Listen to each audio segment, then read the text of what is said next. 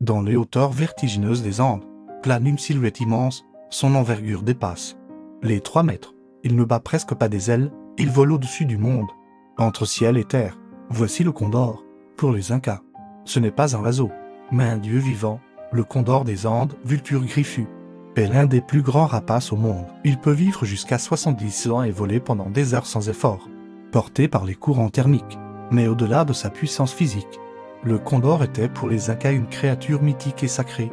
Dans la cosmologie Inca, l'univers se divise en 3 mondes distincts. Le Hanan Pacha, royaume céleste des dieux, le Kepacha, notre monde terrestre, et l'Ukupacha, le monde souterrain des ancêtres. Le condor, maître des hauteurs, était le messager privilégié du Hanan Pacha. Il guidait les âmes des défunts vers les cieux, créant un pont sacré entre les vivants et les dieux, un véritable passeur entre les mondes. Sa présence incarnait la force pure, la résistance et la liberté absolue.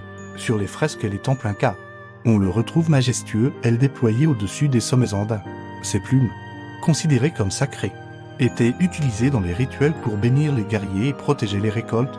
Jamais chassé, il était vénéré comme un esprit protecteur du peuple inca. Cette tradition perdure aujourd'hui dans les communautés andines du Pérou, de Bolivie et d'Équateur. Le condor reste omniprésent dans les danses traditionnelles, les contes populaires et même sur certains drapeaux nationaux.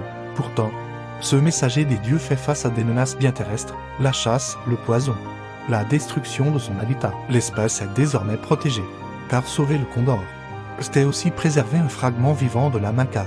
Le condor n'est pas qu'un simple rapace.